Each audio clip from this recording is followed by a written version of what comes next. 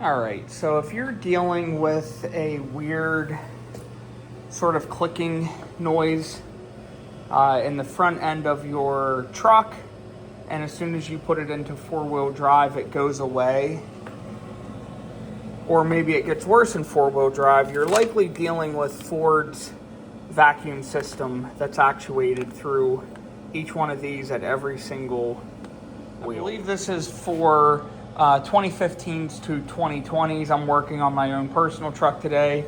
It is a 2020 Ford F-150.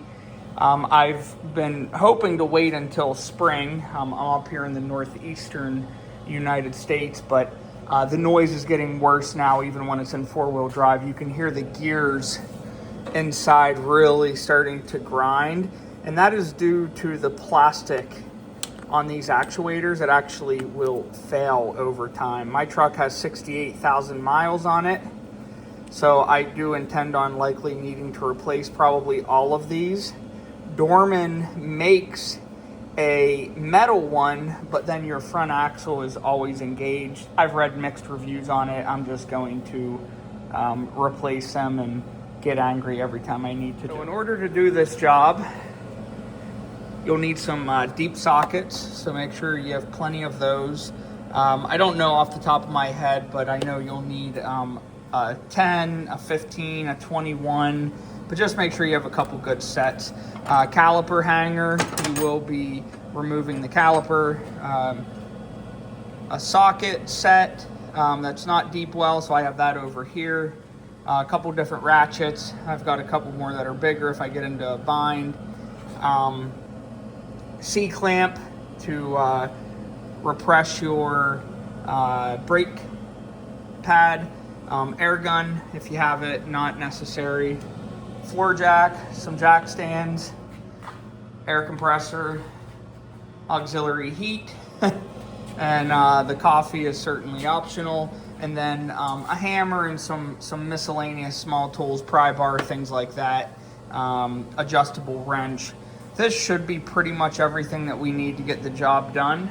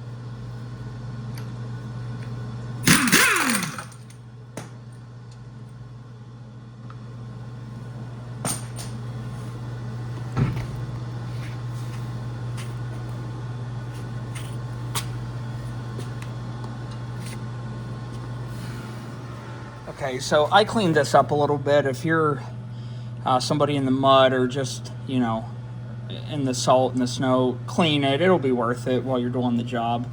Next thing that we are going to go ahead and do is we're going to remove these two bolts that do the vacuum lines and the brake lines, and that's just to give us a little bit more slack. I will tell you, I am trying to do this repair without removing anything that is unnecessary. So some people remove the entire tie rod. Some people say you can loosen it. I will be trying to loosen it first, but we'll do it together one step at a time. So first thing we're going to do is let's take these two bolts out. Okay, so I've removed these. This was a 10 and this was an 8.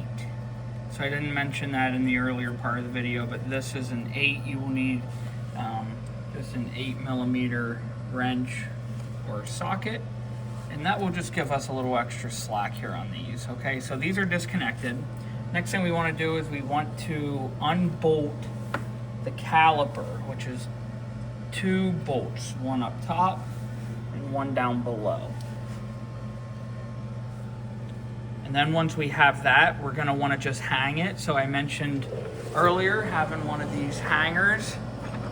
This will let you hang the caliper so you don't damage the hose. Okay, so now you have the caliper hanging. If you have issues once you take those 2 bolts out and you can't get it off, you can use a screwdriver, but I usually like to just manhandle it off. And then you're going to take out your brake pad here. These are brand new. And I like to just keep everything that goes together for when I put it back together. So I'll put my tools in one section that I use, and my lug key, lug nuts, brake pad, caliper, bolts, and it just makes it easier when you're putting it all back together. So up next, we want to loosen up some of the steering components and suspension components, and this is what we're trying to get to right here. We're going to go ahead now and we are going to remove these 2 bolts. I believe they are 22mm, and that will allow us to slide this entire caliper assembly out, and we will then be able to remove the rotor and move on to getting to the actuator. Okay, folks, have the rotor off, the caliper assembly, and this is what you will be left with. Now, in the interest of time for all of us DIYers, this is what we've done so far. We've removed these 2 bolts, we've removed the caliper, we've removed the rotor. What I want to do next is I want to remove the upper ball joint that will allow this upper control arm to pivot upwards, so I then have some play that I can pull this whole thing towards me. Because what we need to do is we need to free up the axle. So this is an axle nut, or I'm sorry, an axle cover that will lead to the axle nut. And what some people are saying is that will give you enough play to actually unbolt and remove this independent wheel actuator. So let's find out if that works, and if so, then I will say that this is not that bad of a job. So I now have the upper control arm almost completely removed. I'm gonna leave it hang there real quickly so I can go ahead and remove the dust cover that houses the axle nut. I hit this with some penetrating oil, and then I'm just going to gently work it from side to side with these channel locks. And eventually, it will come free. And the thing is, you don't want to smash this, because that little ring there, that seal, is what's keeping all that muck out. And it's doing a good job. I mean, look at that. So we'll clean this up before we reassemble, but I'm going to go ahead and sit this over here. Remember, keeping everything together will make putting everything back together just that much easier. Coming back over here, next thing that I want to do is I want to remove the 3 8mm bolts that are holding the actuator on.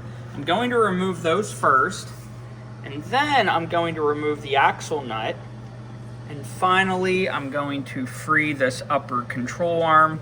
That should bring this towards me, at which point, in theory, I should be able to pull the old actuator out, install the new actuator without touching any of the sway bar, linkage, the tie rod, or any really suspension components outside of what we've already done. And if that is possible, then this is not the craziest install, okay? All right, let's now remove the 3 bolts holding the actuator on. That won't loosen up anything until we actually take the axle nut off. So I have the 13 on here. We're going to take this off. And then once we have the axle nut off, we're gonna go ahead and finally remove this, and this will all drop forward, allowing us to manipulate the axle to come out of the hub and install the So this method actually worked out pretty well. So we have the axle pulled all the way out. This is the old actuator. Disconnected the vacuum lines on it. And let's compare this to the new one. I don't even want to put this on my pellet stove because it's so cruddy. But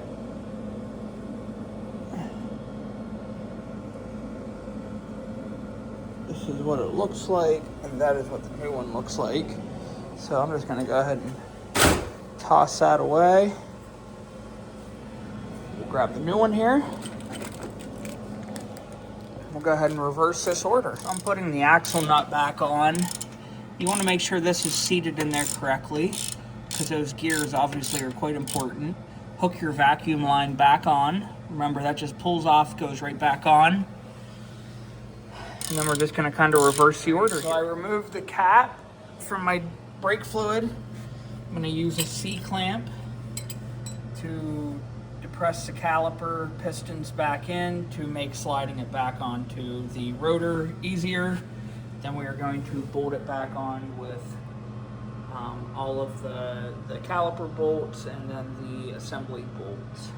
Okay, so we have the caliper assembly put back on. Everything's bolted on. The actuator is bolted on. We've got the dust cover back on. We cleaned this up as best as we could. This is a Pennsylvania truck, is what it is. We've got the rotor on. Now we're going to go ahead and bolt back on the vacuum and the brake line. And if you unclipped anything to get some extra leverage, remember to put the clips back on, and then so we don't forget, we are going to go ahead and put the brake fluid reservoir cap back on. Okay.